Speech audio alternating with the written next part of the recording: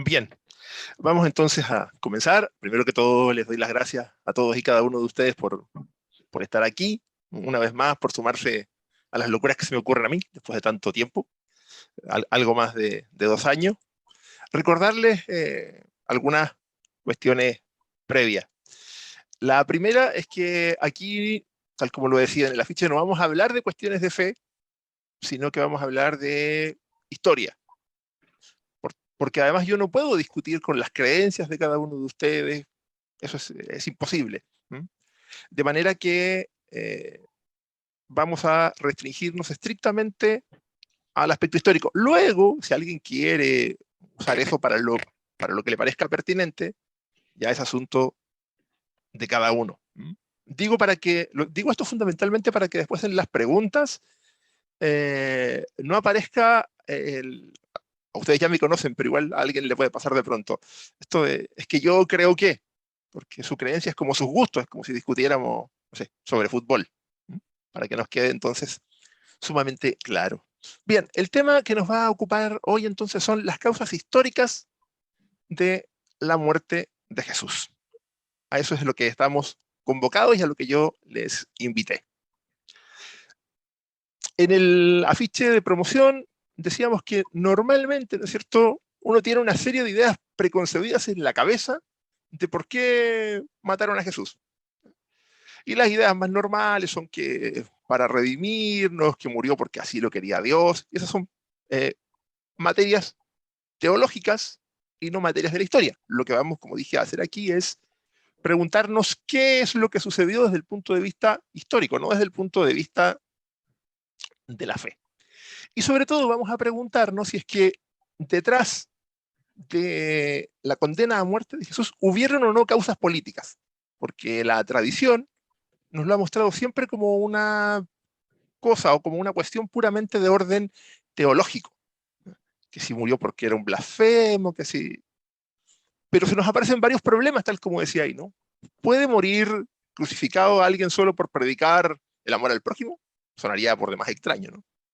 ¿Puede morir crucificado a alguien porque era capaz de resucitar muertos o porque era capaz de alimentar a muchedumbres? Claramente no, eso sería una causa para que lo aplaudieran.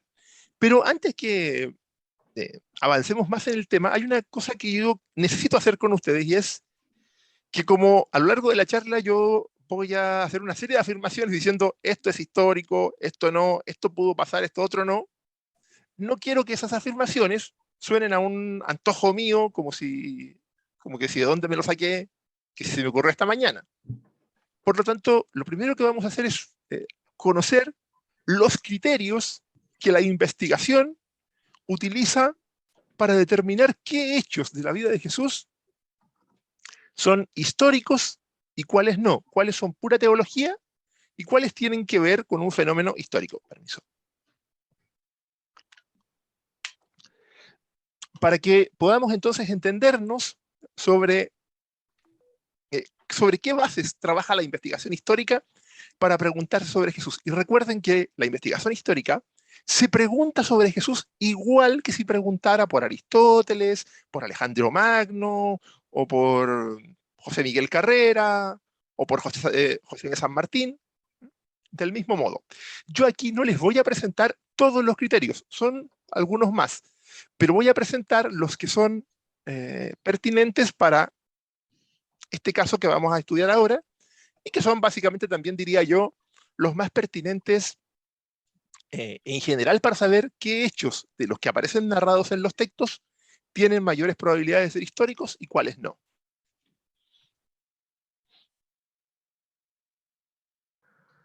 El criterio de dificultad parte de la premisa de que toda información sobre la figura de Jesús tiene mayor posibilidad de ser histórica, ya que nadie tira piedras sobre su propio tejado.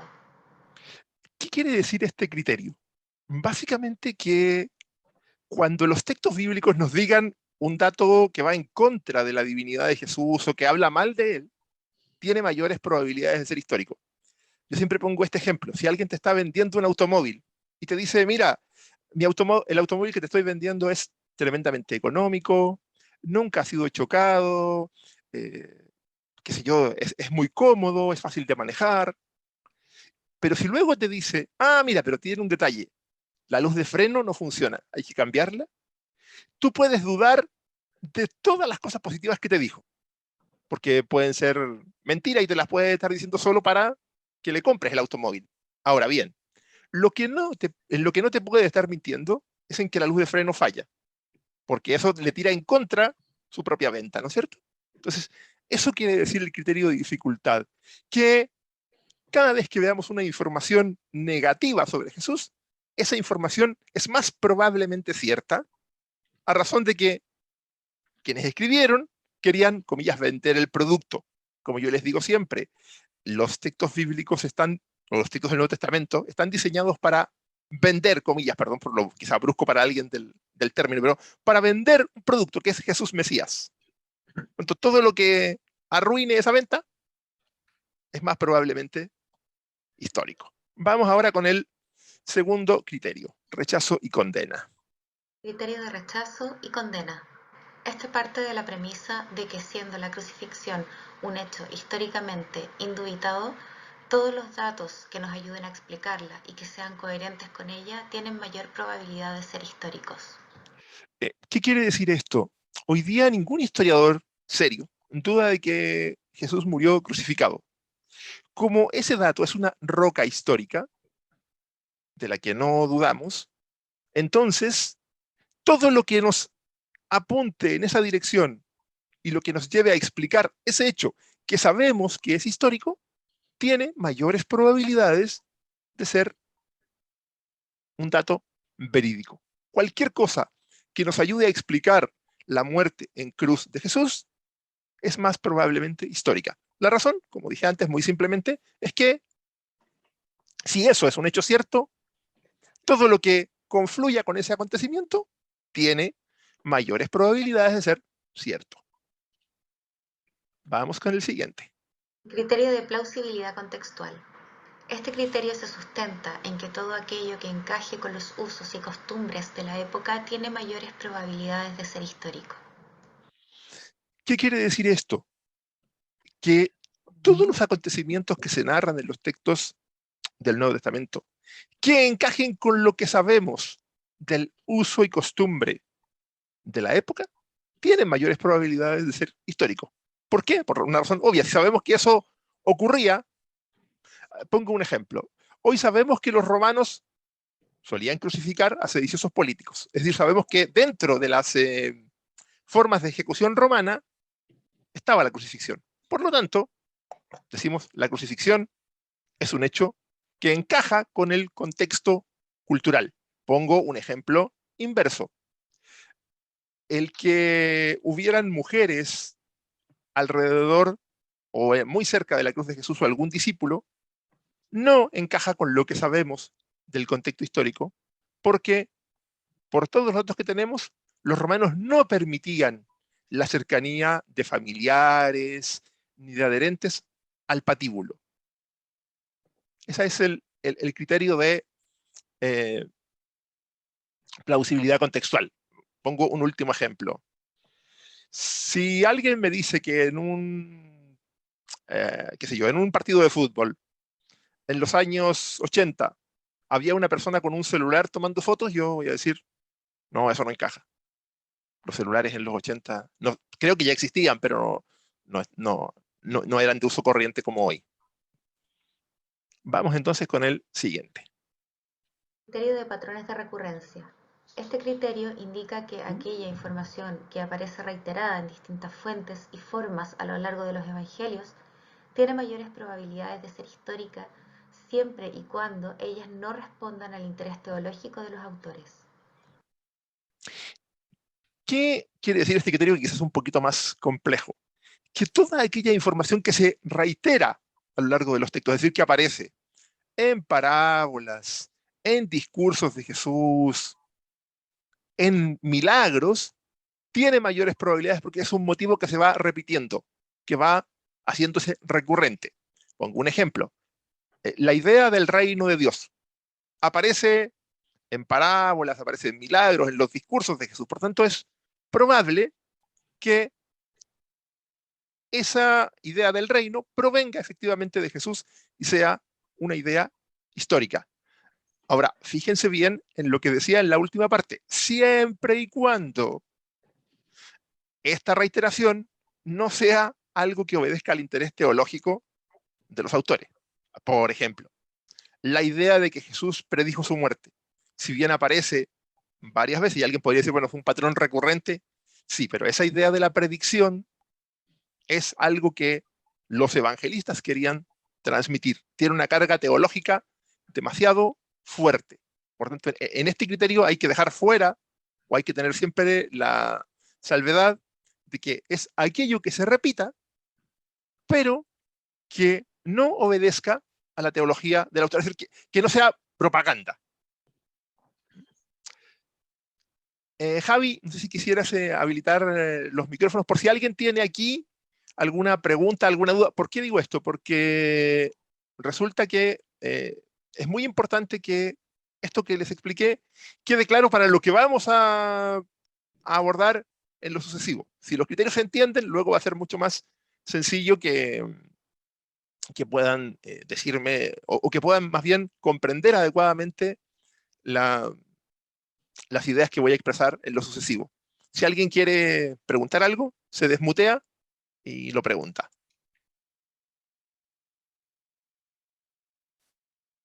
Asumo que me entendieron perfectamente lo de los criterios entonces. Parece que no, Fabián. Así. Cuando nadie pregunta hay dos posibilidades, o entendieron todo muy bien o no entendieron nada. Pedirles un favor aparte y muy personal, y perdón por el paréntesis, quienes puedan enciendan las cámaras, porque la verdad es que es un poco perturbador eso de hablarle a nombres. Ojo, entiendo que hay gente que tiene una conexión muy mala de internet y esa cosa, y Javier no le enciende porque él está tras bambalinas, pero el resto si puede, encienda sus cámaras, porque la verdad es que si no, uno no sabe, yo no sé si estoy hablando solo con mi computadora o con más gente. Así es que eso. Bien, en el entendido de que esto ha quedado claro, bueno, igualmente después al final va a haber una tanda de preguntas y si alguien quiere preguntar, pasamos entonces al, dicho esto, que es como la base sobre la que vamos a tratar de construir el edificio de las verdaderas causas por las que mataron a Jesús, continuamos entonces. Lo que les voy a presentar ahora es lo siguiente, les cuento, existen eh, aproximadamente 28 eh, ideas que hoy la investigación independiente acepta sobre Jesús. Es decir, que todos los investigadores serios estarían de acuerdo. ¿Ya? No son tantas, ¿ya? Pero son las ideas fundamentales, las que ningún estudioso serio discutiría sobre Jesús. ¿Ya? Lo que yo aquí voy a presentar algunas cosas que, por así decirlo, la investigación da hoy por seguras, por sentadas, por indubitables. Que, ojo, son pocas. Uno a veces cree que sabemos mucho de Jesús, pero en realidad la investigación ha construido cerca de 30 puntos de los que nadie podría discutir. Lo demás son supuestos, en algunos casos imaginación, en algunos otros casos distorsión perversa, en algunos simple ignorancia, pero eh, estos puntos, y por eso ustedes van a ver que el orden de los números no está correlativo, dice 11, 15, pero esto es lo que ha expresado la investigación independiente como cosas seguras sobre Jesús. Yo obviamente solo traje aquí a colación los puntos que tienen que ver con el tema de la muerte de Jesús. Hay obviamente más, pero no los voy a presentar todos porque no estábamos aquí hablando de cuánto sabemos históricamente de Jesús, sino de este tema en particular. Vamos entonces a escuchar el primero, el número 11, pero que para nosotros es el primero de estos puntos seguros. Quienes los han expresado en español, por cierto, para decirlo y dejarlo claro, son Fernando Bermejo Rubio y Antonio Piñero, yo diría que los dos estudiosos más importantes de habla hispana. Pero estos son, como dije antes, los que la investigación acepta como cosas seguras sobre Jesús. El centro y la razón de ser de su predicación fue el anuncio de la venida del reino de Dios. Su concepción de este reino, cuyas características básicas no explica nunca porque las da por supuestas, comprendidas y aceptadas por él mismo y por sus oyentes, fue muy parecida a la transmitida por la tradición profética del Antiguo Testamento y por la piedad general del Israel de su tiempo. De lo contrario, no hubiera sido entendido por las masas. En sus parábolas intentó precisar algunas características de este reino. Aquí lo que se nos dice es que se nos dice algo bien interesante, yo creo, y que a veces se nos pasa por alto. Y es que la predicación de Jesús, que tuvo como centro el reino de Dios, que nosotros nos lo imaginamos como usualmente o en el mundo cristiano como una cosa que ocurre en otro mundo, una realidad ultramundana, no es así, porque si Jesús nunca dijo o expresó con precisión qué era el reino, es porque su público le entendía perfectamente. ¿Y esto qué quiere decir? Que, como ya se expresa ahí, la noción que manifestó Jesús sobre el reino era básicamente la misma de cualquier judío. Por tanto, todas nuestras ideas sobre el reino son nuestras. Yo no digo que no las estoy juzgando como buenas o malas. Solo digo que nuestras ideas cristianas de reino son nuestras, no son las de Jesús. No se pueden remontar a Jesús, porque él es un judío, y si él nunca explicó a cabalidad cómo funciona el reino, es porque no era necesario. Es lo mismo que si yo les digo a ustedes, chicos, mañana hay un partido de fútbol. A nadie le tengo que explicar que el partido de fútbol consiste en 22 tipos tras un balón, con 2 arcos y un referee. Porque todos ustedes entienden lo que les digo si dije mañana hay un partido de fútbol. Bueno, si Jesús nunca tuvo que explicar detalladamente y con lujo de detalles qué era el reino, es porque su auditorio le entendía. Y sabemos que le entendieron, ¿no? Jesús no fue un incomprendido. Si quieren, fue rechazado por muchos, aceptado por otros, pero no incomprendido. Por tanto, si le entendieron sin que él tuviera que explicarlo tanto, es porque su noción de reino es la misma que manejamos hoy nosotros. Perdón, que se manejaba en el Israel de aquella época, no la de nosotros. Lo he dicho exactamente como no era. Bien, vamos entonces al punto número 15 de estas ideas que expresan los estudiosos como el consenso.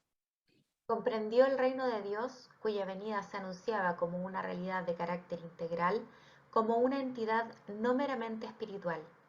Por ello su mensaje tenía implicaciones materiales y políticas. La concepción integral del reino implica bienes materiales y espirituales en la tierra de Israel, no en un paraíso ultramundano renovada por la mano divina. El que Jesús no instigase a la rebelión armada no significa que su mensaje careciese de implicaciones sociopolíticas, ya que la irrupción del reino entrañaría la desaparición de todo dominio pagano y la instauración en Israel de un nuevo régimen cuya constitución sería la ley de Moisés, entendida en su esencia más profunda. En este reino no tendrían cabida los pecadores judíos no convertidos, ni los paganos en general.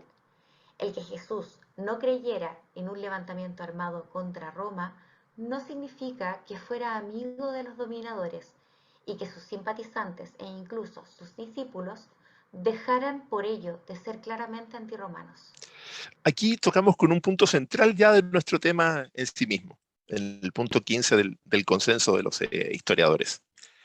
Y es que en el mundo de Jesús, la idea de reino necesariamente entraña un proceso político. El reino de Dios no es una cosa que ocurre afuera del mundo, sino algo que opera dentro. Es una realidad política. Hay que entender que es muy moderna esta noción de la separación iglesia-estado. Es una cosa moderna, es una cosa derivada, yo diría, básicamente de la Revolución Francesa. Hasta antes de eso hay una imbricación absoluta. A lo mejor a alguien le va a sonar quizá violento esto, pero si uno se quiere imaginar cómo pensaba el reino de Dios, Jesús y los judíos, algo parecido al Talibán. El Talibán no piensa que hay una realidad política que tenga que ser separada de la interpretación del Corán que ellos tienen. Acá es exactamente lo mismo. El reino es un proceso político en el que tampoco cabe todo el mundo. Caben los que acepten ese reino. Y por supuesto, no cabe ni el emperador de Roma, ni las autoridades judías colaboracionistas con el imperio romano, ¿no?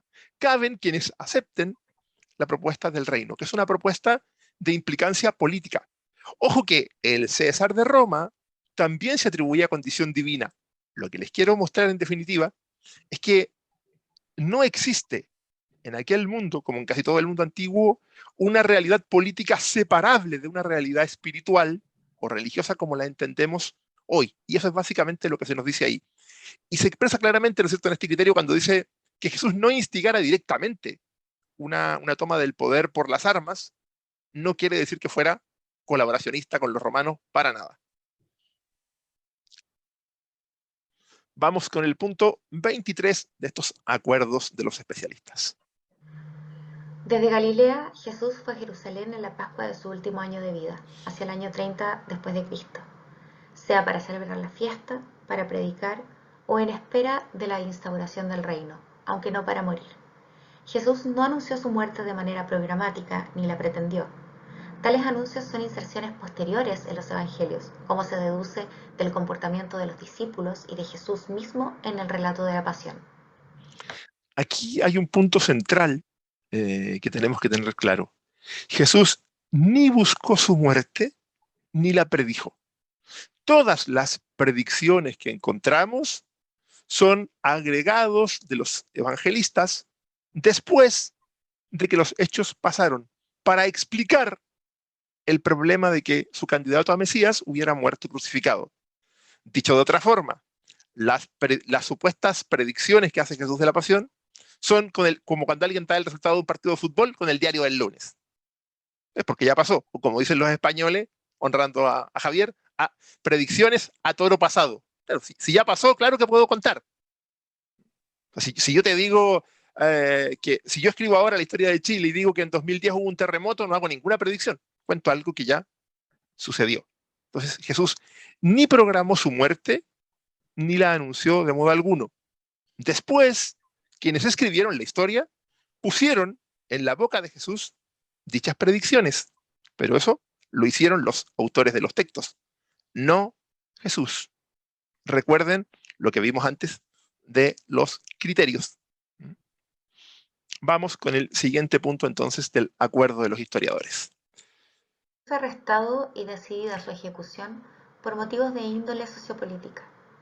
Deben ser descartadas como razones suficientes de su prendimiento y ejecución causas morales y religiosas, por ejemplo, que era un blasfemo o que se proclamó Mesías.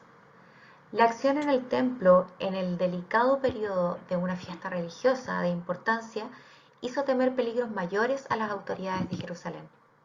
Ante todo, era temible para las autoridades, tanto judías como romanas, el anuncio del establecimiento inminente del reino de Dios, y que Jesús contara con un grupo de seguidores, algunos de los cuales estaban armados.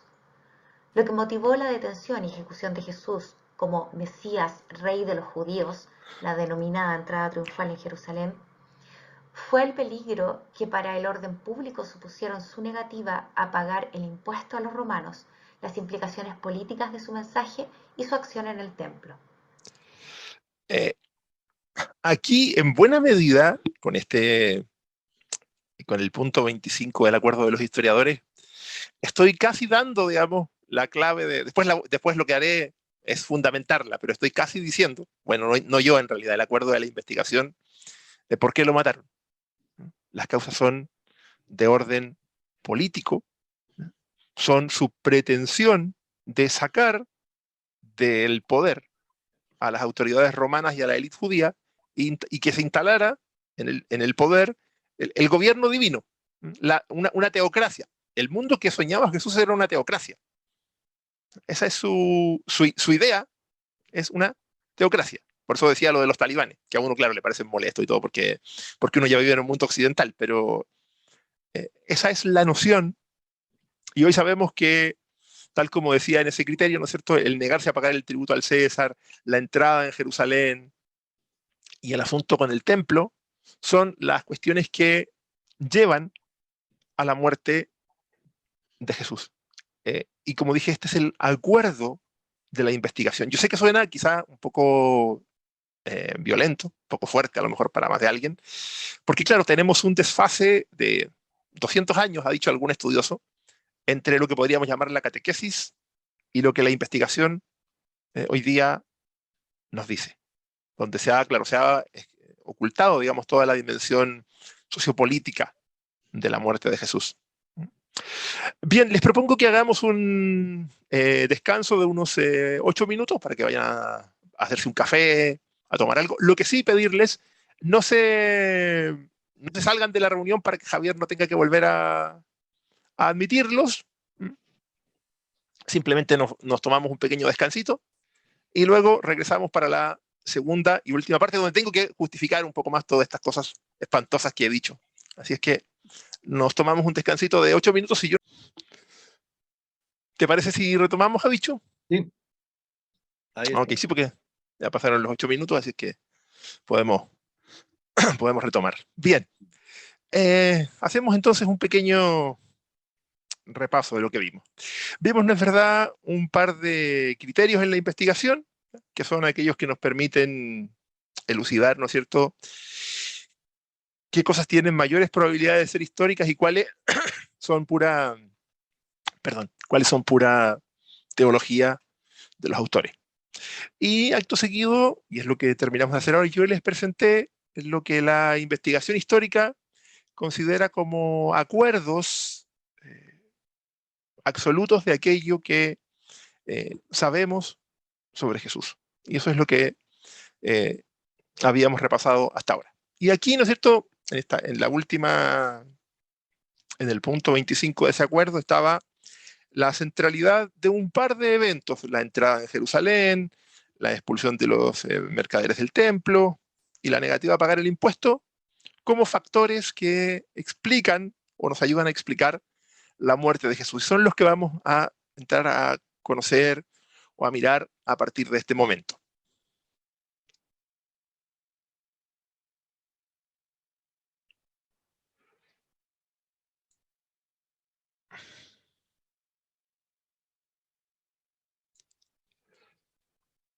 Bien, aquí se nos presenta, ¿no es cierto?, está el texto de la entrada en Jerusalén.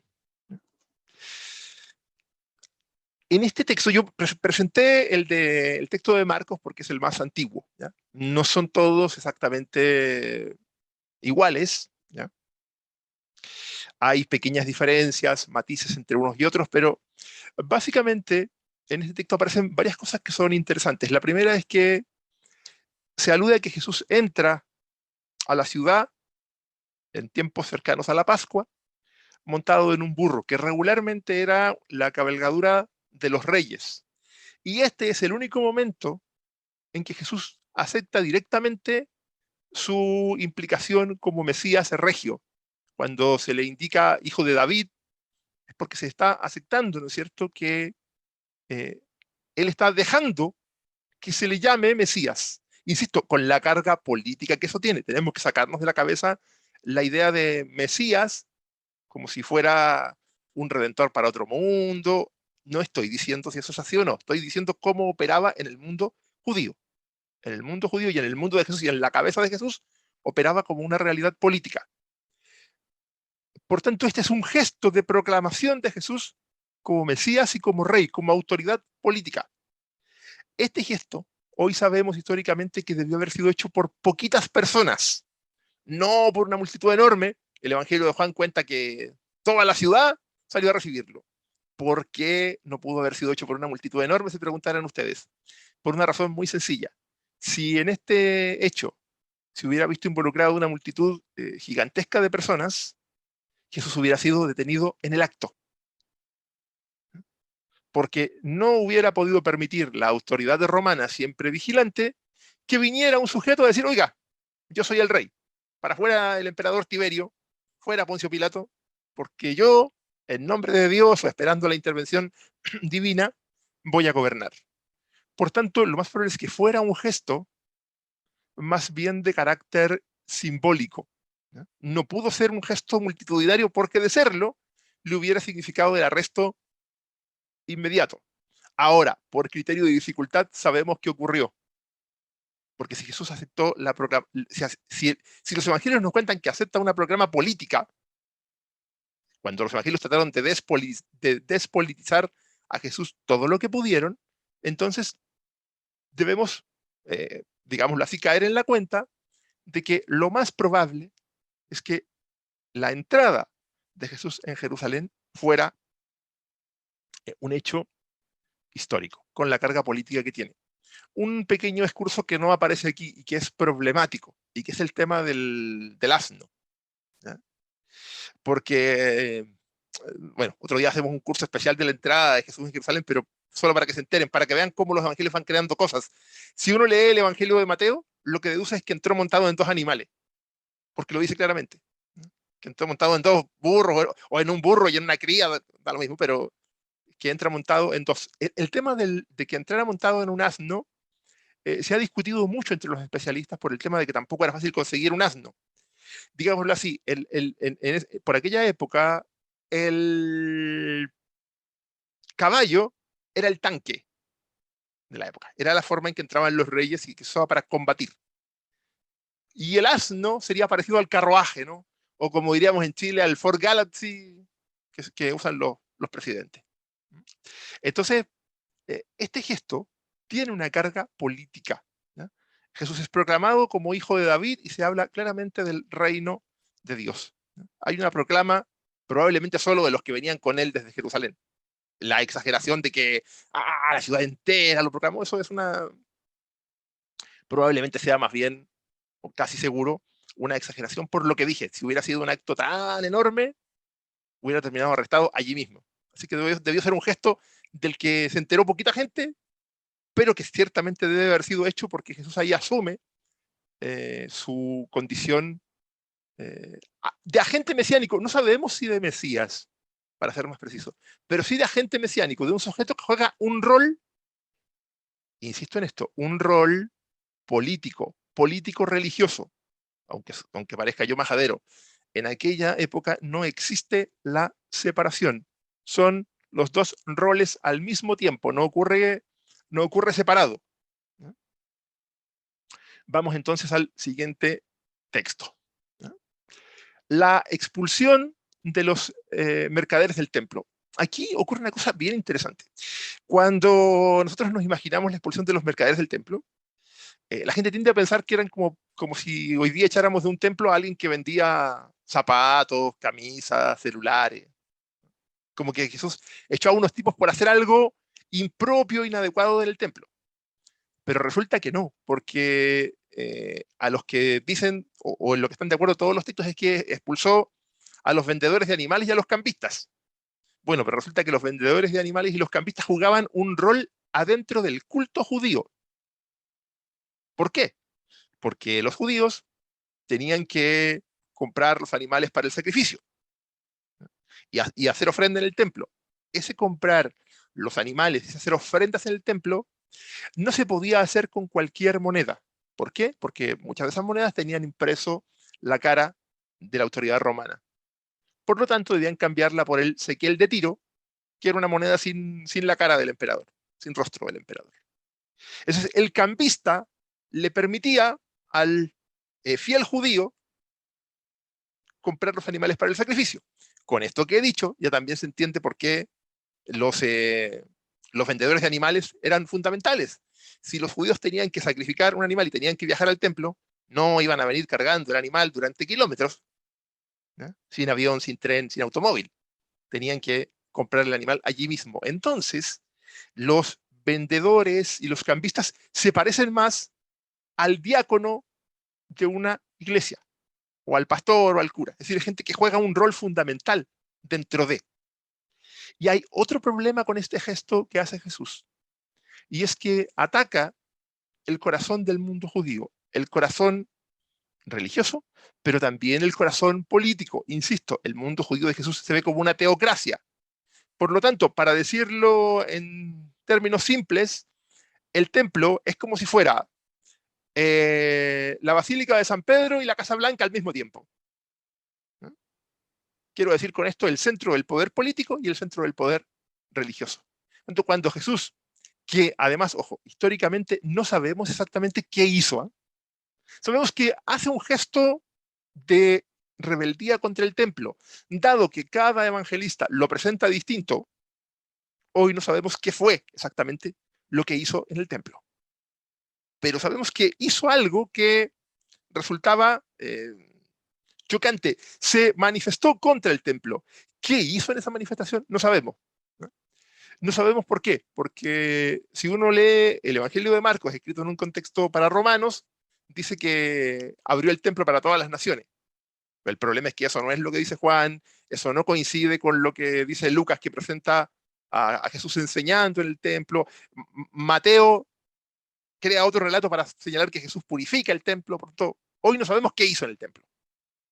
Pero sí sabemos que de algún modo ataca la institución del templo de Jerusalén. Y al atacarla, ataca el corazón religioso y el corazón político del mundo judío. Esto tampoco es tan raro porque Jesús es un Galileo y los galileos no se llevaban muy bien con el templo de Jerusalén. ¿No? Le tenían cierta distancia, ¿no? Sabían que era su lugar de culto, pero no compartían la dominación que desde allí hacían las autoridades judías en contubernio con el poder romano. Les pongo un solo ejemplo para que ustedes entiendan lo interrelacionadas que estaban. En la época de Jesús, la autoridad romana, en este caso Poncio Pilatos, guardaba en la Torre Antonia las vestiduras del sumo sacerdote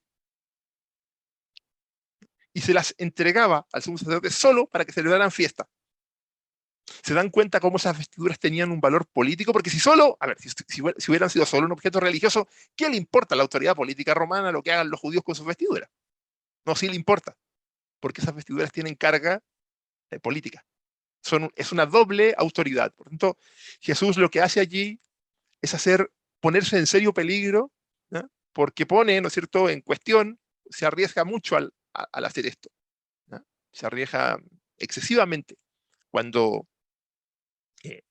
entra en conflicto con el templo. Ojo, no para destruirlo, no es pensable que un judío aboliera el templo, que es lo que presenta un poco el Evangelio de Juan. No, porque eso no le entra en la cabeza a un judío si el templo es la morada de Dios. No resulta como que lo voy a destruir. Pero sí como una crítica tan fuerte básicamente al contubernio construido entre la autoridad o entre la élite judía, no entre el pueblo judío, ¿ya?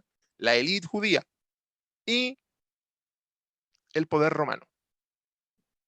Es eso lo que Jesús está atacando, insisto, no sabemos de qué manera. Y de nuevo, probablemente de una manera mucho más simbólica que práctica, por la misma razón que dije antes lo de la entrada en Jerusalén. ¿Por qué? Porque si hace escándalo, si no deja que nadie pase por el templo, como se señala en el texto, es que lo arrestan. O sea, no dura 2 segundos. No dura 2 segundos. Es como imaginarse que alguien va a atacar la Casa Blanca o, no sé, o el Vaticano y los guardias suizos del Vaticano no van a hacer nada. Van a dejar que el tipo, no sé, se ponga a hacer escándalo, pues, se ponga a botar las estatuas, o como que si el presidente de Estados Unidos fuera a dejar que alguien le montara escándalo en la Casa Blanca. Eso no es posible. Por tanto, hizo algún gesto de una dimensión mucho menos estrambótica de lo que podríamos pensar. De hecho, un estudioso judío, que lamentablemente ya falleció, Gesaber me decía, Jesús hizo lo que no debía, es decir, causar escándalo, en el lugar menos indicado, es decir, el templo de Jerusalén, en la época menos indicada, la concurrida Jerusalén de tiempos de Pascua. Entonces tenemos que tener presente esos dos elementos. Los mercaderes y los campistas no son vendedores de celulares o no sé, de camisas en el lugar, ¿no? Cumplen un rol y de algún modo Jesús perturba eso, ¿no? Hace una crítica fuerte. No sabemos si es algo físico, si es algo simplemente verbal. Hoy no podemos saberlo, porque como cada evangelista lo usó a su modo, hoy ya se nos perdió exactamente qué hizo. Y aquí aprovecho de decir otra cosa. Mucho cuidado cuando alguien analice textos palabra por palabra. No solo porque nosotros regularmente leemos en español, sino porque palabra por palabra probablemente reflejen mejor la teología del autor que lo que en realidad terminó por ocurrir. Esta acción, junto con la negativa a pagar el tributo al César, más la entrada triunfal, fueron hechos decisivos para la condena de Jesús a muerte. Eso lo afirma, como ustedes pueden ver ahí, Antonio Piñero en su última magna obra. Se las recomiendo mucho. Se llama los libros del Nuevo Testamento. Es una traducción de los libros del Nuevo Testamento con un comentario crítico. Y ahí él justamente señala esto, ¿no? Cómo esas tres acciones juegan un rol central. Y si se fijaron en lo que nos leía recién, dice, junto con la negativa a pagar el impuesto. Bueno, nosotros aquí tenemos un problema, y es que yo iba, de hecho alguna vez, quizá la haga en el futuro, iba a hacer una charla específicamente sobre el tema del impuesto, porque da para mucho, pero bueno, aquí voy a tocar los puntos centrales. Usualmente nos imaginamos, por esta cosa de descontextualizar, cuando Jesús dice, dad a Dios lo que es del César y a Dios lo que es de Dios, dad a cada uno lo suyo en el fondo, ¿no? Dad al César lo que es del César y a Dios lo que es de Dios, nos imaginamos que que Jesús separó y dijo, aquí el plano político, acá el plano religioso. Eso, porque así lo pensamos nosotros hoy. Nos parece hoy que moderno Jesús, que después de la Revolución Francesa vino a decir que no había que juntar las dos cosas. Pero no, eso no es así. En realidad ahí Jesús está diciendo que no hay que pagar el impuesto. Ustedes me dicen, pero ¿cómo está diciendo eso? Si no dijo que había que darle a cada uno lo que de cada uno. Bueno, si ustedes se fijan, en la primera parte del texto dice que le tendieron una trampa, o sea, que lo querían sorprender. Bueno, un estudioso, si no me equivoco, no recuerdo bien si inglés o noruego, decía que el único modo de entender que la pregunta fuera una trampa es que ya se supiera lo que Jesús pensaba. Y que lo que pensaba era que no había que pagar el impuesto. Porque si no, no se entiende por qué hay trampa en ello. Si hubiera separación religioso-política, no hay trampa. Si todos los textos coinciden en que la pregunta, perdón, contiene un elemento tramposo, un ardid, es porque todos sabían lo que Jesús pensaba. Pero ¿qué están buscando? Que lo diga abiertamente. ¿Y cuál es el problema que tienen de fondo? Aproximadamente el año 6 de nuestra era, Judas el Galileo había puesto el punto sobre que no podían los judíos pagar tributo al César. ¿Por qué? Porque el único señor de la tierra era Yahvé. Si le pagas el impuesto de la tierra al César, le estás reconociendo señorío sobre la tierra. ¿Qué quieren hacer entonces con esta pregunta? Algo bien sencillo. Si Jesús contesta abiertamente, paguen el impuesto, entonces se va a desdecir de toda su predicación antirromana y se va a poner del lado de la potencia que dominaba a Israel. Pero si Jesús dice abiertamente, no paguen el impuesto, los romanos le van a cortar la cabeza allí mismo por violar la ley. ¿Qué hace Jesús? Un ardid, una trampa. Es decir, cosifica la pregunta. Porque la pregunta no es sobre la moneda. ¿Por qué Jesús pide la moneda? ¿O por qué el texto dice que pide la moneda y todo? Porque quiere cosificar la respuesta. Porque la respuesta en sí mismo no gira sobre la moneda. Gira sobre cuál es la actitud a asumir frente al impuesto del César. Por lo tanto, ¿qué hace allí Jesús? Cuando dice que le den a cada uno lo suyo, el pueblo, su pueblo judío del que él es parte, entiende claramente. No hay que darle nada al César porque todo, porque, insisto, en la cabeza judía, teocracia, todo es de Dios. Al César no le toca cosa alguna.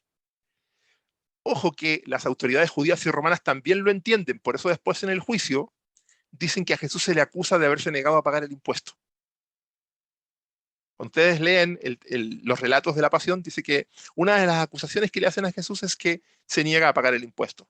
Las autoridades romanas entienden que él está cosificando cuando dice, ya, ¿de quién es la cara? Denle a cada uno lo suyo. ¿Qué está diciendo? Al ser, denle su fatua moneda nomás.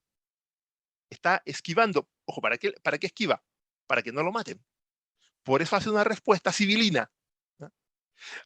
Pongo un ejemplo que quizá no muchos de ustedes conocen, pero yo se los voy a explicar e ilustrar.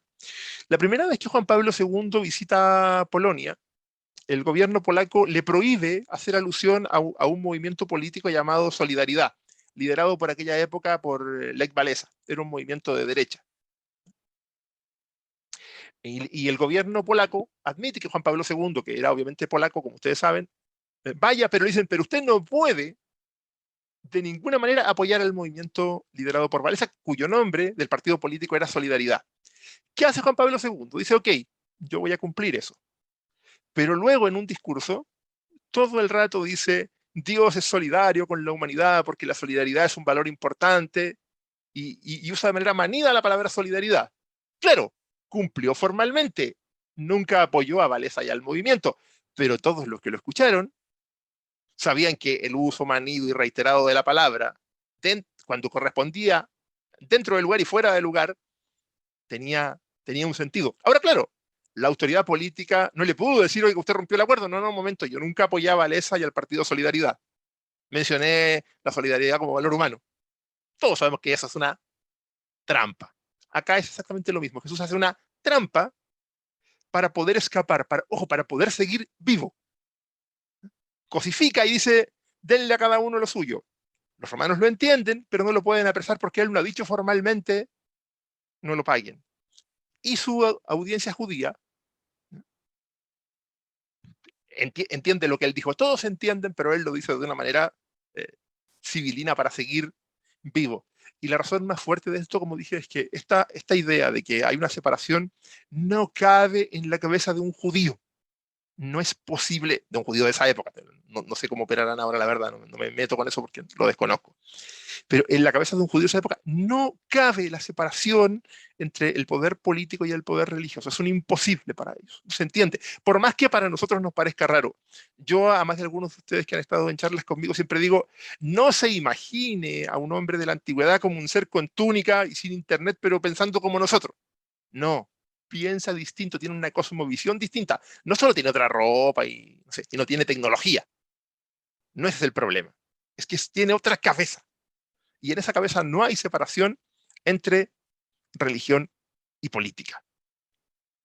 ¿Qué podemos entonces concluir de los textos y de lo que hemos dicho hasta aquí? Que Jesús muere claramente por implicaciones de orden político. Y es más, el título crucis, el tablerito que habían puesto arriba de la cruz, que dice Jesús, rey de los judíos, que lo que hacían usualmente los romanos era colocar eso como colocar en la cruz la causa de la muerte del reo. Y la causa es un cargo de orden político, proclamarse rey. No sabemos si Jesús se proclamó directamente rey, pero al menos se consideró como un agente mesiánico. Al menos propendía la pronta llegada del reino, que como dije es un reino de orden político. Que luego después hubiera que explicar la crucifixión de otras maneras, los evangelistas, y tuvieran que sacarle la carga política, eso es harina de otro costal, como decía. Pero las causas reales de la muerte de Jesús son causas político-religiosas. Lo digo en este orden porque, claro, prefiero poner lo político delante porque es lo que menos nos imaginamos nosotros. Nosotros nos imaginamos siempre un motivo religioso, como de que, no sé, pero es que tenía que morir por nosotros, pero es que no, nada de eso es así. Muere por proclamar el reino, muere por un proyecto político-religioso, insisto. Cuando digo político, alguien puede decir, entonces no era religioso. No, no, sí. Repito, en aquel mundo todo es religioso. Ahora ustedes me dirán, y con esto ya vamos cerrando para ir a las preguntas y no aburrirlos más yo, ustedes me dirán, pero Fabián, pero ¿por qué tienen entonces, por qué los evangelistas tienen que hacer esto? ¿Por qué nos tienen que dar vuelta a la historia? ¿Por qué nos tienen que presentar como que el Mesías era para salvarnos? Si tú nos estás diciendo que el Mesías en el mundo judío era un agente político.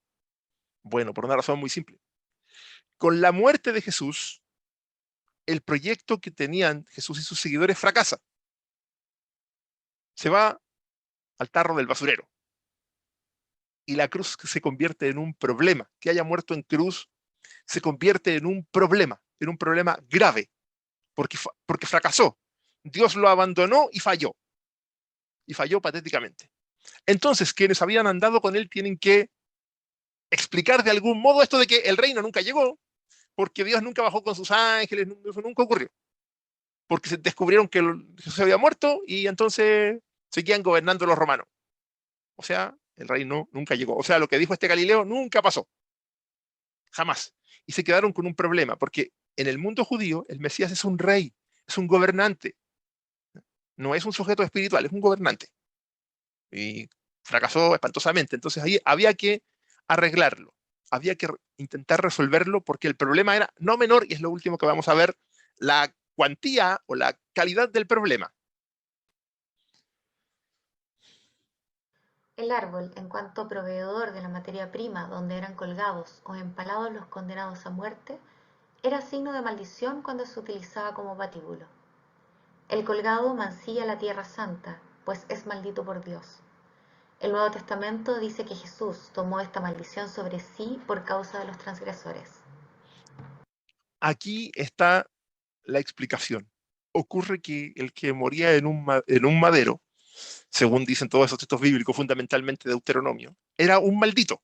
O sea, los que creían en Jesús lo vieron como Mesías y termina como maldito. ¿Qué tienen que hacer entonces? Decir, no, si eso no es maldición. En realidad esto pasó porque Jesús tomó los pecados. Tienes que darle la vuelta a lo vergonzoso que es el fenómeno de que Jesús haya muerto en cruz. Así es como surge la noción, comillas, teológica o piadosa de por qué murió Jesús y de cómo murió y darle vuelta, ¿no? La cruz es un patíbulo. Yo también llevo una como recuerdo de mis padres, pero en realidad, o sea, porque ellos me la regalaron. En realidad, llevar una cruz al cuello es como llevar una guillotina a una silla eléctrica. Digo, porque es un patíbulo. Ojo, yo llevo una por respeto a mis padres que me la obsequiaron, pero digo que es como llevar un patíbulo. Eso es. Como había tanto problema con ese patíbulo, tuvieron los evangelios, como bien dice ahí, que dar vuelta a la cosa, porque su candidato a Mesías terminaba como maldito. Veamos qué dice el Deuteronomio al respecto. No dejarás que su cadáver pase la noche en el árbol, lo enterrarás el mismo día, porque un colgado es una maldición de Dios.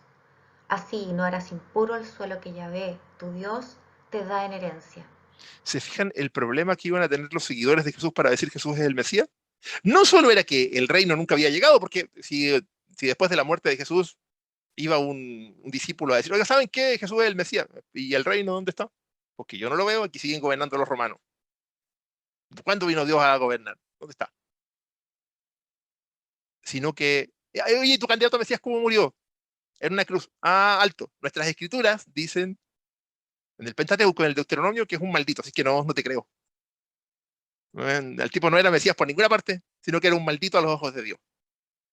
Tienen que resolver eso de alguna manera, porque tienen que salvar a su candidato a Mesías. Y veamos cómo incluso una epístola de Pablo reconoce este tema de la maldición. Cristo nos rescató de la maldición de la ley, haciéndose él mismo maldición por nosotros, pues dice la Escritura, maldito todo el que está colgado de un madero. ¿Se fijan? Pablo para los años 50 sabe que hay este problema. Y claro, le da la vuelta. ¿Sí? Él se hizo por nosotros maldición y nos rescató de la maldición. Le tiene que dar la vuelta, pero reconoce el problema. Y él mismo lo menciona ahí, ¿no? Que es maldito el que cuelga de un madero. Por lo tanto, hay un problema que ellos tienen que las primeras comunidades de seguidores de Jesús tuvieron que resolver. Jesús muere por cuestiones de orden político-religioso, muere porque su proyecto del reino entrañaba una teocracia, un gobierno teocrático. Sacar a Roma, que es instalar un gobierno teocrático. Como ese gobierno teocrático no llega, y cuando Roma y las autoridades judías ven ese peligro, tienen que hacer lo que tienen que hacer. Tienen que matarlo antes que más gente crea en esa idea. Así es que cuando a uno le dicen, no, si Jesús murió por ser bueno, no. Desde el punto de vista de la autoridad romana, Poncio Pilato no podía hacer otra cosa que matarlo. Una de sus tareas era mantener el orden. De hecho, yo diría que la tarea fundamental de un prefecto era mantener el orden. Y si este tipo está desordenando y más encima me está diciendo que mi señor, que es el emperador, no manda más, y que aquí viene a mandar Dios y que él va a tener algo que ver con esto, pues tengo que sacarlo de escena, no hay de otra. Con esto, espero haya quedado suficientemente claro que Jesús muere por motivaciones políticas, ¿no? Su muerte es político-religiosa, y que en el mundo de Jesús no es posible separar estas dos esferas. No es como se puede pensar en el mundo cristiano, dos esferas aparte, y la política por allá, y los rezos por el otro lado. No, las cosas no ocurren separadas en ese mundo, sino que de manera completamente eh, integradas. Bien, chicos, he llegado yo al final de mi exposición. A partir de ahora nos pasamos entonces al reino de las preguntas. Dejo de compartir la pantalla para que nos pongamos todos en la misma... ya no es necesario que yo la esté compartiendo. Javi, si quieres, abre por si alguien quiere preguntar alguna cosa, lanzarme algún insulto, algún introperio. Está habilitado ya. Yo tengo una consulta, Fabián, Sí, sí, dime. como siempre.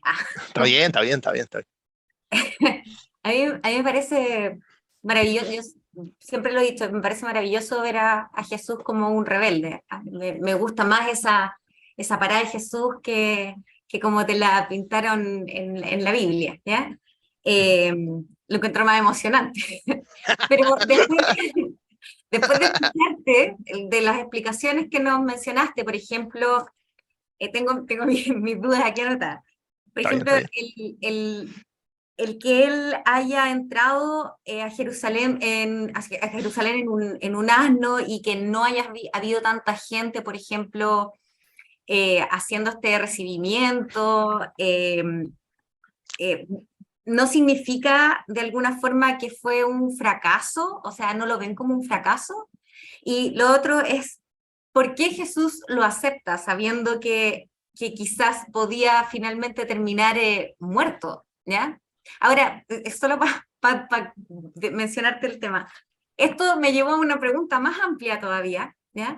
En donde, si todo lo que hizo Jesús fue menos impactante que lo que dicen los evangelios, ¿ya? ¿Por qué? O sea, ¿no es más seguro que no percibieran a Jesús como una real amenaza? O sea, cuando, como por ejemplo, cuando uno ve a alguien haciendo algo, un show, dice, ese está loquito, ¿ya? No, algo le pasa, ¿ya? Y uno no lo pesca mucho, ¿ya? Entonces, ¿no será que solo el gobierno ¿cómo se llama? Lo tomó como, o lo mostró como un castigo ejemplificador más que nada? Ya, voy a ir por voy a ir por la última y después te voy a pedir que me recuerdes las otras, porque eran varias y se me fueron yendo en la vida que... A ver, voy por la última. Cuando yo digo que no fue tanto como lo muestran en los textos, digámoslo así, hay un punto medio entre que nadie lo notara y claro, y la exageración que hace, sobre todo el Evangelio de Juan. Pero sea mucho más cerca que como el Evangelio de Marcos. Cuando uno lee el Evangelio de Marcos, en el Evangelio de Marcos dice que los que lo aclamaban eran los que venían detrás y delante, o sea, los que lo siguieron desde Galilea. Es decir, eso es menos impactante que lo que nos muestran los textos, pero lo suficiente como para que sea un peligro. ¿No? Porque lo que hace el texto siempre, digamos, el texto siempre agranda cada cosa que hace Jesús, está amplificada por 1000 porque el texto es una propaganda. Pero, ¿y por qué sabemos que tuvo que ser un peligro? Porque los romanos no crucificaban a ladrones de gallinas.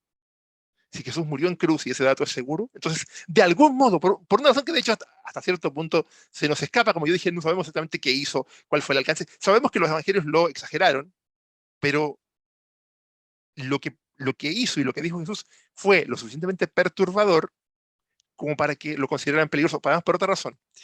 Cuando tú decías, y si no lo consideran un loquito, sí, nosotros hoy, si alguien dice que vaya el reino de Dios, le decimos que está loco, pero esa es una sociedad donde la magia está, digamos, o sea, alguien que dice que habló con Dios no es un loco, si alguien le dice, a mí me habló alguien, anda al psiquiatra, pero en aquella sociedad, ¿no? Si un tipo dice, va a llegar el reino de Dios, no, nadie se lo toma como un loco, porque de hecho hay que entender algo, Poncio Pilatos, digámoslo así, tenía una cabeza igual de mágica que la de Jesús, y los romanos habrían vísceras de animales para ver si iban a perder las batallas, digamos. Entonces, claro, todo eso que hoy nos suena a locura, era bastante más importante en aquella época. Habían otras dos cosas que a mí se me escaparon, pero eso fue culpa mía.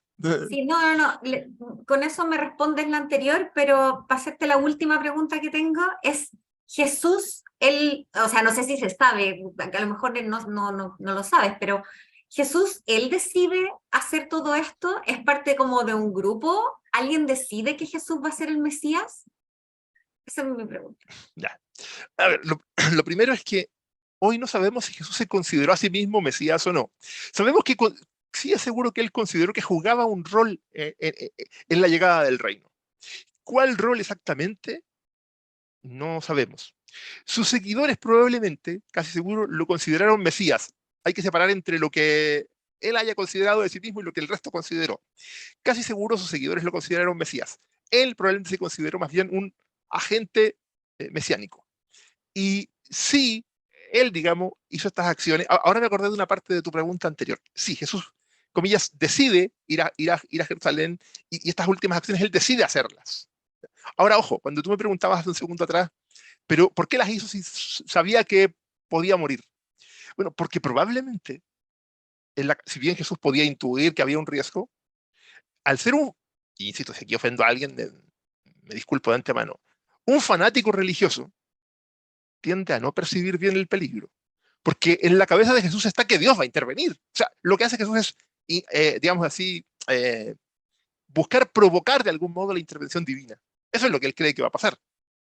Y es lo que sus discípulos creen que va a pasar, que va a llegar el reino. Cuando no llega, claro, se dan con que lo que llegó fue la autoridad romana y hasta ahí, y ahí tienen que explicar el problema. Pero probablemente en la cabeza de Jesús, Dios con sus ángeles y sus ejércitos iba a meter la mano. Probablemente él sabía que había un peligro, pero su fanatismo religioso. Ahora, ojo, esto no es un insulto, porque digamos que la gran parte del mundo de esa época era un fanático religioso. Me cuesta pensar en alguien que no lo fuera, digamos. Hay una mentalidad y una cabeza muy distinta. Gracias, Fabián. No, por nada decirse a ti.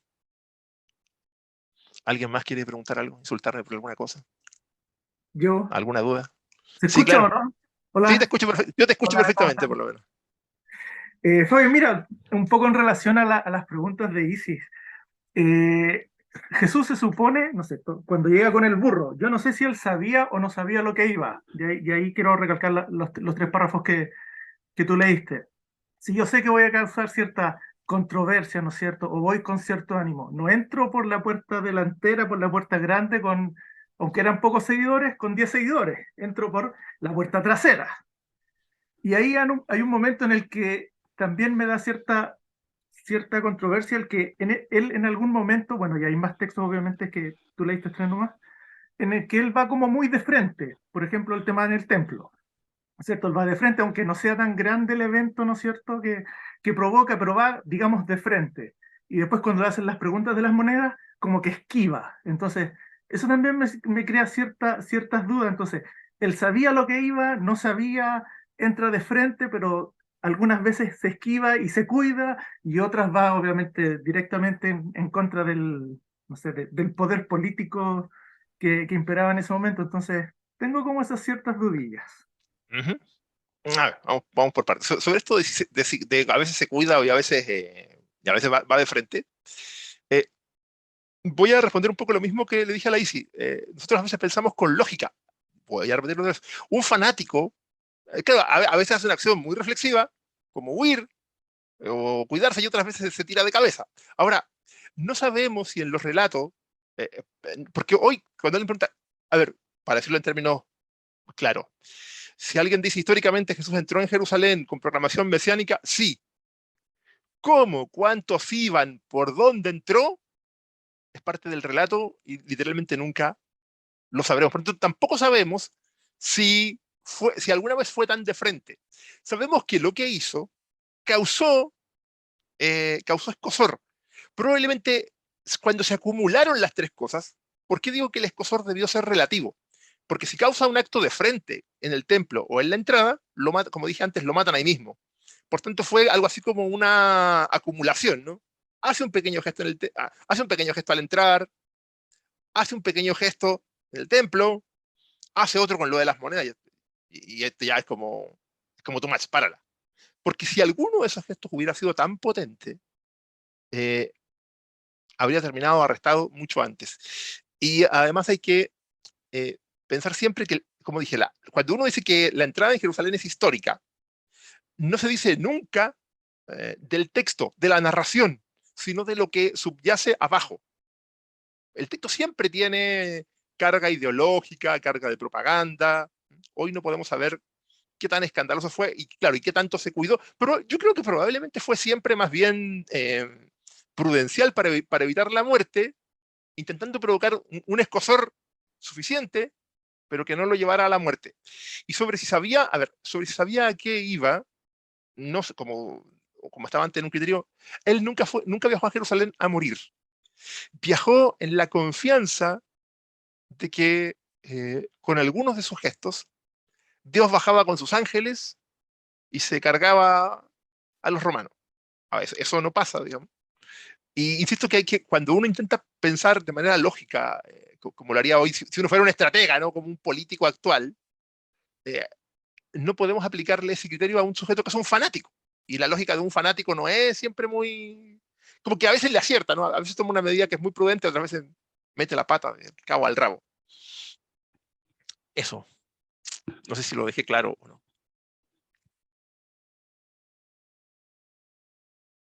No te oigo.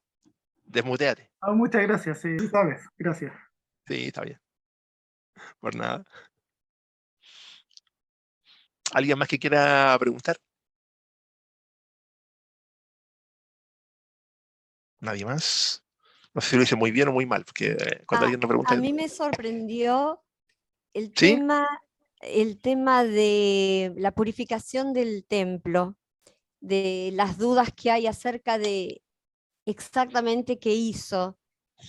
Yo no sabía que había tanta diferencia en los relatos de un evangelio al otro. Yo tenía entendido que el tipo había dado vuelta las mesas y pensaba que era fundamentalmente por la existencia de las monedas romanas en los cambistas, si bien era indispensable, porque ¿cómo iban a ser? Claro, ¿cómo ¿No? la cambias, no? Indispensable. Pensé que a lo mejor era un acto como para poner al descubierto el contubernio entre las autoridades del templo y los romanos de alguna manera, pero no sé, eso, la verdad que me pareció novedoso eso, de que no estuviera claro qué fue hacer, o qué es eso que se llama vulgarmente o en general la purificación del templo. Eh, Gracias, Diana. Sí, efectivamente, no está claro. De hecho, en un libro de tu compatriota, de Adolfo Royman, que se llama El Tabernáculo, el Templo, no recuerdo bien el nombre en este minuto, él Sí, hace tabernáculo del precisamente templo. él hace esa precisión y comienza a explicar, de hecho, todas las posiciones que hay. Claro, y de hecho, algunos estudios tienen la posición que recién me decías tú, Diana, que es esta de que, claro, fue un gesto contra la impureza de las monedas. El problema es que no hay ningún acuerdo, precisamente producto de que cada evangelista cuenta la cosa un poco a su modo. ¿Ah? Y ojo, ¿por qué sabemos que no puede ser un gesto tan violento? Porque yo me digo, a ver, si se pone a dar vueltas las monedas y crea un escándalo, es que el templo está lleno de policía romana y judía, más en Pascua. Por tanto, tuvo que ser un evento bastante más eh, simbólico. Yo me inclino a pensar que todos estos gestos, por eso es lo que me planteaba recién Eduardo, son más bien civilinos, son más bien parecidos al tema de la moneda. Porque si no, no se entendería por qué sale vivo del templo o por qué logra entrar vivo a la ciudad de Jerusalén. El único modo de entender que hace todo eso y sigue vivo hasta que lo arrestan es que esos gestos fueron más bien civilinos, que fueron parecidos al de la moneda, pero que luego, claro, los retoques evangélicos no nos permiten saber exactamente qué hizo. Y ojo, yo creo que eso pasa con gran parte de los textos, porque cuando uno afirma, como yo recién le decía a Eduardo, la historicidad de un hecho, nunca, diría yo, se está afirmando de la narración, porque la narración está al servicio de lo que el evangelista quería transmitir. Hay por debajo, en muchas ocasiones, una realidad histórica, pero por debajo. Cuando uno dice esto es histórico, dice de que hay un sustrato histórico en esa narración, no que la narración corresponde y sí, no coinciden. Y yo diría que, digo esto de que no se sabe lo que hizo porque en investigación cuando no hay acuerdo, entonces no podemos decir que sabemos, porque si un especialista dice que fue por la impureza, o dicen, no, quería abolir el templo, no, quería purificarlo de tal impureza, no, quería pelearse con los cambistas, Bueno, si nadie, si hay 50 opiniones de qué es lo que hizo en el templo, entonces que no sabemos lo que hizo en el templo. Antonio Piñero arriesga a que él entró, que el grupo estaba armado y que fueron muy rápidos, que tuvieron que salir corriendo para que no los agarraran. Sí, claro, claro, es una posibilidad, claro. Pero te fijas como lo que tiene que hacer Antonio, claro, si es un gesto más grande, tienen que salir huyendo, porque él se da cuenta, Claro. se da cuenta que claro que sí, se quedan ahí parados, los matan.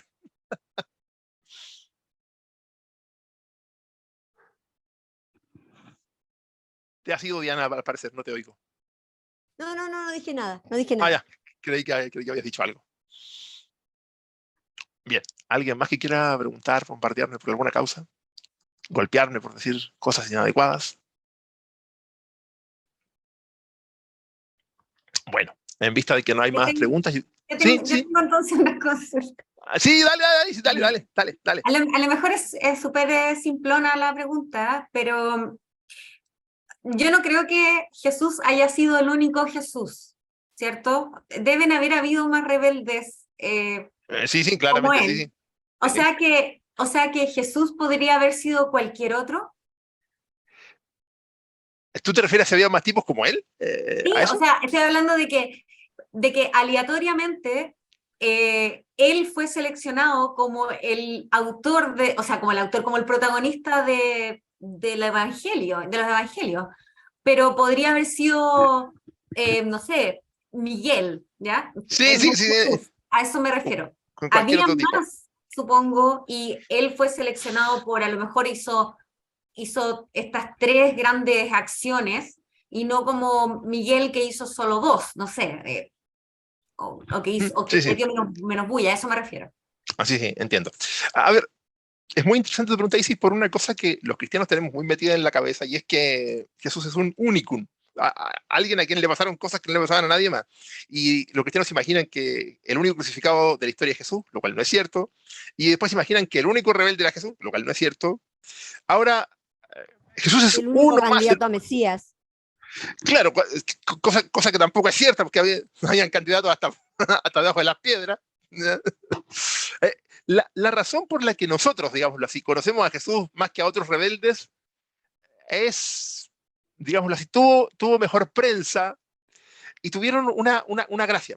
No, esta idea, cuando yo les contaba al final de esta transformación, ¿no? Que sufre esta idea en el fondo, cuando la idea se heleniza, cuando rompe el marco del judaísmo y se vuelve universal, ¿eh? Y se pasa del reino en la tierra de Israel al reino como el mundo, claro, tiene muchas ventajas. Probablemente Pablo, aunque no fuera el único, fue uno de los grandes impulsores de de eso que hace que nosotros hoy conozcamos a Jesús y no a la playa de candidatos a Mesías o rebeldes judíos que hayan existido y que para nosotros pasaron sin pena ni gloria, digamos. Es un, y con el perdón si ofendo a alguien de nuevo, es un asunto de publicidad, es una materia de propaganda, lo que nos permitió que nosotros conociéramos a Jesús más que a otros. Una buena adecuación o distorsión de lo judío hacia lo helénico permitió que hoy nosotros no sepamos nada de otro montón de rebeldes judíos y sí sepamos muchísimo de Jesús. Pablo entre ellos, yo no creo que Pablo fuera el único. Sí, lo que pasa es que de Pablo tenemos los textos. Tampoco creo que a él se le ocurriera toda la cosa y él... No. Lo que pasa es que de Pablo tenemos los textos, las cartas, y del resto no sabemos. Pero ya hay en los evangelios, de hecho, esta propia idea, ¿no es cierto?, de ampliar, digamos, de romper la barrera del judaísmo. Ya Marcos lo hace. Mateo un poco menos, Lucas también, Juan también. Entonces, para responder la pregunta de Isis, la forma en que se nos contó es lo que lo hizo más conocido que al resto de las personas de los otros rebeldes judíos, que hay muchísimos, y candidatos a Mesías, y postulantes a Mesías, y tipos crucificados por causas semejantes.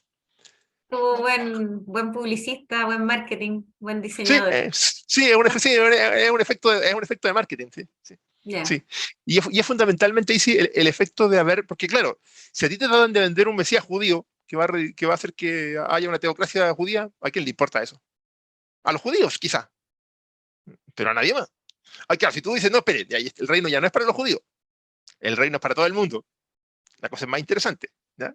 En el fondo, si paganizas a Jesús, pero si además le quitas el problema de que, porque en el paganismo los ritos eran caros y hay que pagar, si este es un paganismo gratis, tiene una cosa ideal, porque tienes una mezcla entre algo de judío y un pagano gratis. Es como, claro, eh, es como decir, bueno, ¿qué hace que Microsoft, dentro de muchos otros desarrolladores de computadoras, tuviera éxito? Bueno, estos tipos hicieron bien el marketing, facilitaron las cosas. Yo me acuerdo cuando yo alcancé a programar en DOS y era un infierno. Prendías la computadora y todo y veías un maldito cursor. Y nada más. Bueno, los tipos inventaron Windows y cualquiera de nosotros sin mucho talento computacional lo opera porque aprieta un botón y ya. Y no se entera, ni siquiera comprende lo que pasa abajo, pero funciona. Entonces es eso, es un efecto, pero no es en ningún sentido, tampoco en su mensaje, tampoco en su ética. Ojo, porque la idea del amor al prójimo, la idea de que, les pongo un solo ejemplo.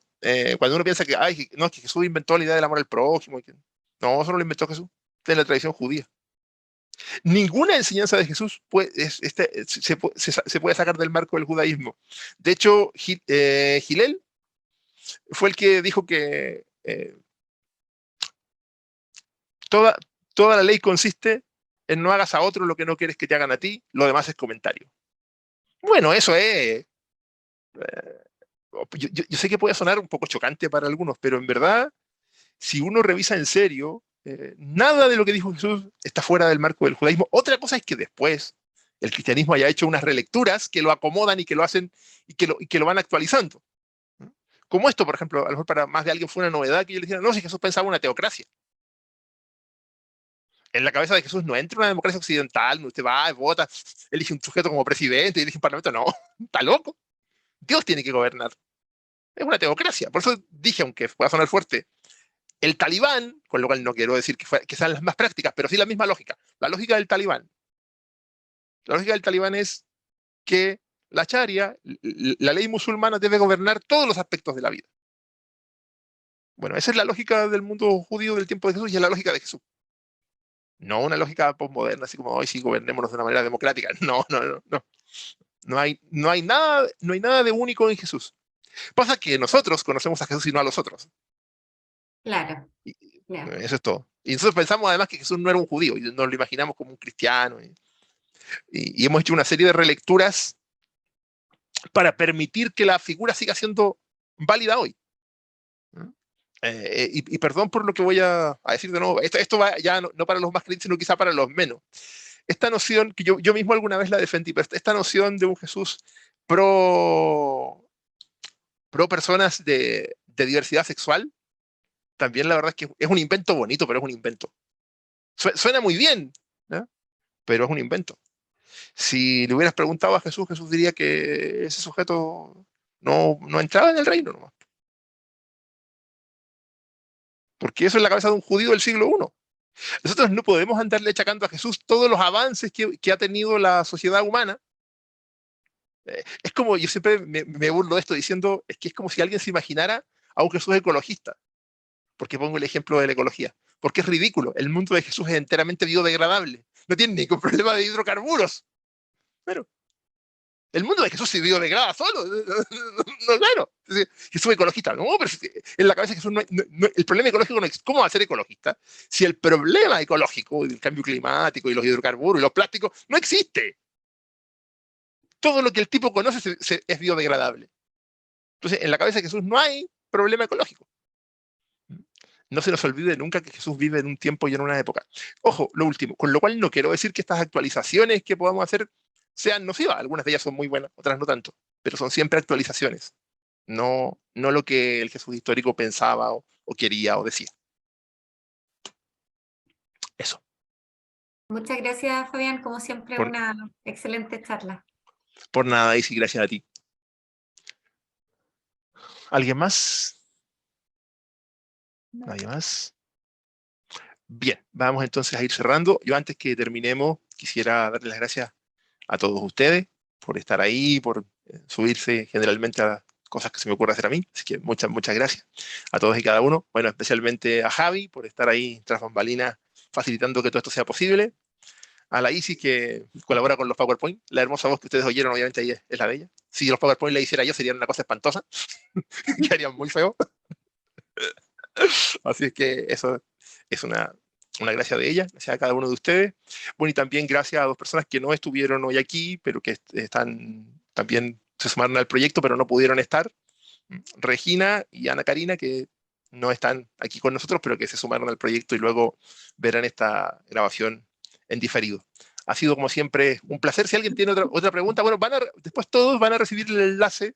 Si quieren ver esto de nuevo, si les da la paciencia y el ánimo, pueden ver esto de nuevo por YouTube, pero tranquilos, no los va a ver todo el mundo. Es un enlace que solo pueden ver quienes tengan el link, lo pueden ver, el resto no. Así que, bueno, ahí eso se lo mando a quienes no lo vieron en directo, pero todos ustedes lo van a recibir una vez que Javier me lo envíe a mí. En los próximos días yo lo subo por si alguien quiere, una vez más, verlo, escucharlo, pensarlo. Y si alguien tiene, después de eso, una pregunta, me la puede hacer ahí vía correo o vía WhatsApp.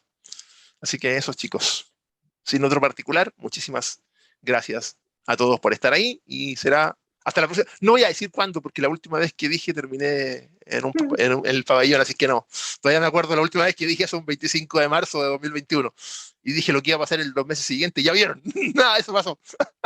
Así que no diré cuándo, pero espero que sea pronto. Ya, chicos. Un placer y muchísimas gracias por todo. Chao, gracias. Chao, chao. Chao. Chao, chao. Chao, chao.